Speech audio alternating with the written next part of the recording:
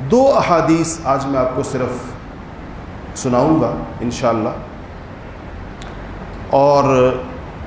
ان میں سے ایک ترمذی کی روایت ہے اور ایک بخاری اور مسلم دونوں کے اندر موجود ہے۔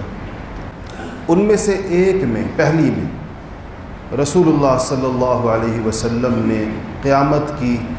5 علامتیں بیان کی، اور دوسری روایت کے اندر قیامت کی 15 علامتیں بیان کی۔ ان دونوں روایات کو اگر جمع کر لیا جائے تو قیامت کی 20 علامات ان دو حدیثوں کے اندر موجود ہیں، اور ان کا تعلق اعمال کے ساتھ، میرے اور آپ کے کاموں کے ساتھ۔ اس کا تعلق کائنات کے ساتھ نہیں، یہ کائنات میں یہ تبدیلی واقع ہو جائے گی، اس کا تعلق انسانوں کے ساتھ۔ تو یہ پہلی حدیث جو سیدنا ابو ہریرہ رضی اللہ تعالیٰ عنہ سے روایت ہے، اس میں نبی کریم صلی اللہ علیہ وسلم نے فرمایا کہ ایسا وقت آ جائے گا کہ یتقارب الزمان، پہلی بات ارشاد فرمائی، زمانہ قریب قریب ہو جائے گا۔ اب یتقارب الزمان، یتقارب قرب سے ہے، زمان زمانے کو کہتے ہیں، زمانہ قریب قریب ہو جائے گا۔ اس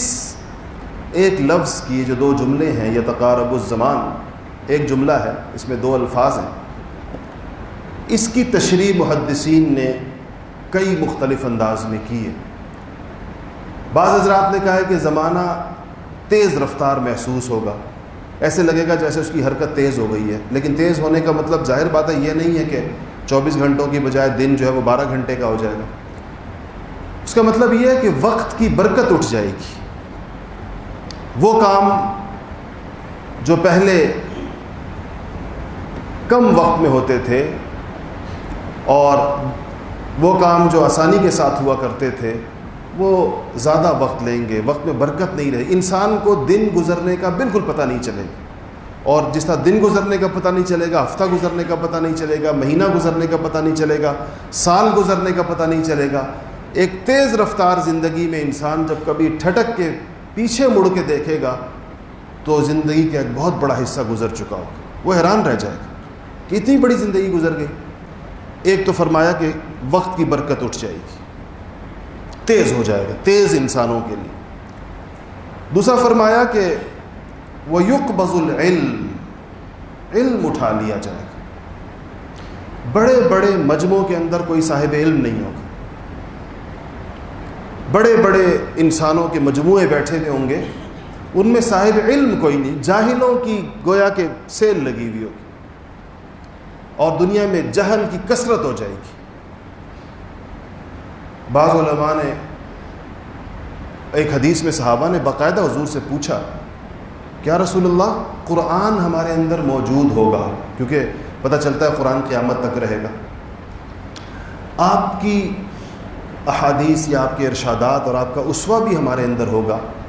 پھر یہ علم کیسے اٹھے گا یا رسول اللہ؟ حضور نے فرمایا کہ علم اٹھے گا علماء کے اٹھ جانے سے، علماء اٹھا لیے جائیں گے، اور ان کے جانے کی وجہ سے یا مار دیے جائیں گے یا اٹھا لیے جائیں گے یا فوت ہو جائیں گے، ساری چیزیں اس کے اندر داخل۔ تو اس سے ایک علمی بحران پیدا ہو جائے گا۔ آپ دنیا کے اس خطے میں رہتے ہیں جس کے بارے میں ہماری رائے یہ ہے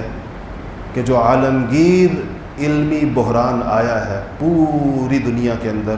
اس سے سب سے کم جو خطہ افیکٹ ہوا ہے وہ یہ علاقہ ہے جہاں پر آپ علمی بحران کو سمجھنے کے لیے آپ کو تاجکستان جانا چاہیے، آپ کو ازبکستان جانا چاہیے، آپ کو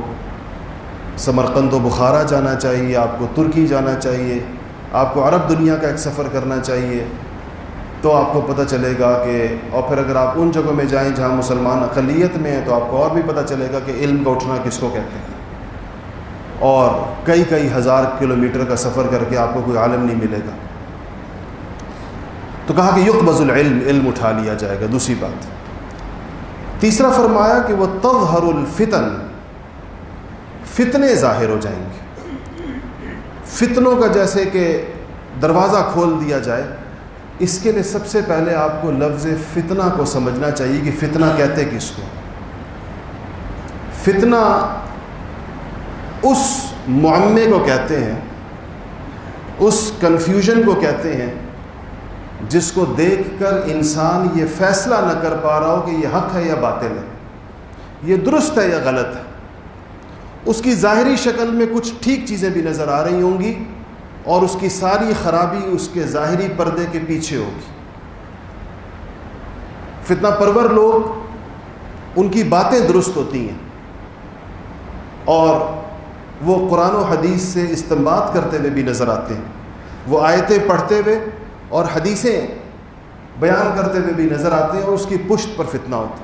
اور ایک عام آدمی کے لیے کتنا مشکل کام ہے کہ وہ ایک شخص کی زبان سے قرآن سن رہا ہے، آیتیں، اور وہ احادیث سن رہا ہے، اور اس کا جو مفہوم اور مطلب اور معانی اس کو بیان کیا جا رہا ہے وہ بالکل اسلام کی روح کے خلاف ہے۔ اس کو فتنہ کہتے ہیں۔ تو ایسے فتنے شاید اس دور کے اندر جتنے پیدا ہو چکے ہیں، شاید ہی کسی زمانے کے اندر۔ وَيُلْقَ الشُّحَّ، چوتھی بات ارشاد فرمائی اور کہا کہ لوگوں کے اندر، طبیعتوں کے اندر بخل ڈال دیا جائے گا، لوگ بخیل ہو جائیں گے، کنجوس ہو جائیں گے۔ آپ آج عمومی طور پر دیکھیں، ہماری معیشت پچھلے زمانوں کی معیشت سے بہتر ہے یا خراب ہے؟ پچھلے زمانوں سے مراد اسلام کے قرن اول میں، جہاں کسی شخص کے پاس 2 جوڑے کپڑے نہیں ہوتے تھے، سلا ہوا کپڑا نہیں ہوتا تھا، سلائیاں نہیں ہوتی تھی، کانٹوں سے کپڑے ٹاٹ کے ان کو کانٹوں سے باندھا جاتا تھا، کھانے کے لیے گھروں کے اندر پکانے کا نظام نہیں تھا، کئی دن تک لوگ کھجور اور پانی پہ گزارا کرتے تھے، رہنے کے لیے جو مٹی کے گھروندے تھے اس میں 1-2 کمروں سے زیادہ بڑے گھروں کا رواج نہیں تھا، اور ہاتھ جہاں جا کر لگ جائے اس سے اونچی چھتیں نہیں ہوتی تھی۔ اس زمانے میں لوگوں کی دریا دلی اور سخاوت کے واقعات پڑھیے، اور آج اس سب کچھ کے ہوتے ہوئے اس زمانے میں ان مٹی کے گھروندوں میں روزانہ کی بنیاد پر مزدوری کرنے والے دہاڑی دار لوگ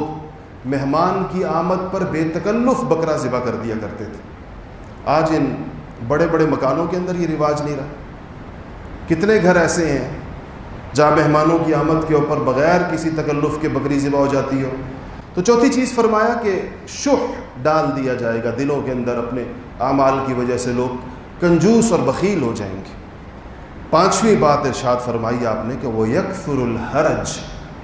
حرج بہت زیادہ بڑھ جائے گا، بہت حرج ہوگا۔ صحابہ نے پوچھا کہ ومن حرج یا رسول اللہ، یا رسول اللہ حرج کیا ہے جو اتنا زیادہ بڑھ جائے گا؟ آپ نے فرمایا کہ القتل، قتل و قتال بڑھ جائے گا، لوگ مارے جائیں گے اور مارے جا رہے ہوں گے، نہ قاتل کو پتہ ہوگا اور نہ مقتول کو پتہ، مرنے والے کو پتہ ہی نہیں مجھے کیوں مارا، کس وجہ سے مجھے مارا، میرا قصور کیا تھا، اس کو کہا یہ حرج، یہ بڑھ جائے گا بغیر، جس طرح آج کل ہوتا ہے ایک جگہ دھماکہ ہوا، یہ بیچارے دھماکے میں مرنے والوں میں سے کسی کا کوئی قصور ہوتا ہے، اس کو پتہ ہوتا ہے مجھے کیوں مارا گیا، اس کو نہیں پتہ۔ اور ویسے جتنے بھی آج کل قتل ہو رہے ہیں، قاتل کو تو پتہ نہیں، مقتول کو تو پتہ نہیں ہوتا مجھے کیوں، میرا قصور کیا ہے، لوگوں کو بھی نہیں پتہ ہوتا۔ کوئی ہفتہ ایسا نہیں گزرتا کہ ہمارے سامنے ایسے قتل نہ آتے۔ یہ 5 باتیں ایک روایت کے اندر موجود ہیں جو میں نے آپ کو بتائی کہ اس میں سے ایک یہ کہ وقت کی برکت اٹھ جائے گی، علم اٹھ جائے گا، اور فتنے ظاہر ہو جائیں گے، اور کنجوسی دلوں کے اندر ڈال دی جائے گی، اور قتل بہت زیادہ بڑھ جائے گا۔